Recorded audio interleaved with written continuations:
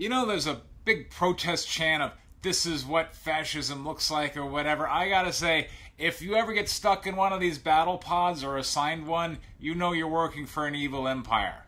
Hello everybody, my name's Preston Poulter, this is my channel here, Lords of Iron, and the Zentraedi Battle Pods, called the Regult in Japanese, are clearly taking inspiration from the TIE Fighter, where in Star Wars we're trying to go, okay, what's the X-Wing got? It can do light speed, yeah, life support, cool. Yeah, TIE Fighters got none of that. You gotta bring your own little oxygen tank, and if your Star Destroyer happens to get blowed up, well, you're kind of out of luck. Because, you know, the X-Wings are gonna zoom off, but you're just stuck there.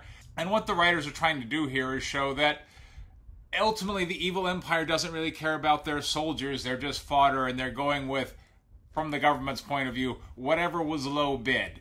And the Regult Battle Pod is absolutely screaming low bid. But it is unbelievably impractical, alright? For one thing, the Zentraedi are about 50 feet tall, or 15 meters if we're going to put that in metric, and that's how tall the Regult Battle Pod is.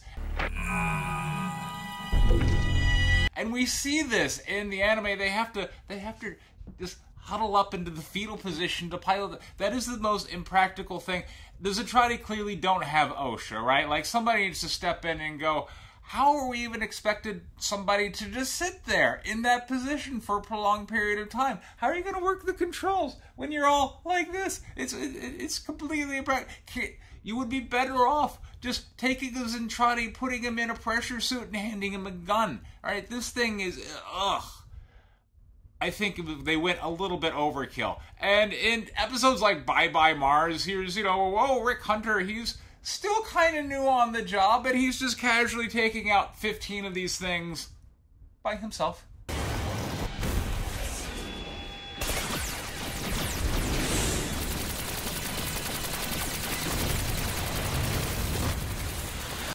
So, the Regult Battle Pod has to go down as just one of the biggest efforts to show these people don't care about their troops. This is clearly cannon fodder. It's amazingly ineffective, to the extent that really when a battle pod shows up, nobody should ever even care. I mean, unless it's Min-Mei singing, okay, oh, there's a battle pod, yeah. No, she'd probably defeat it with her song. Like, these things died to everything.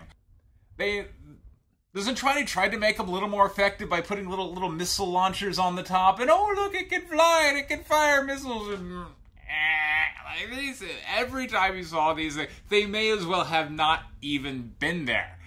And that was the way, like, when the Zentraedi showed up, these are warriors, they're supposed to be doing all kinds of death and destruction. The Battle of Earth, they showed up with like 4.5 million ships and lost to the SDF-1. They have to go down as one of just the least effective combat species on the planet. And it starts with design, and the design of these battle pods are horrible. So, whatever Robotech Master Engineer came up with these things needs to be shot.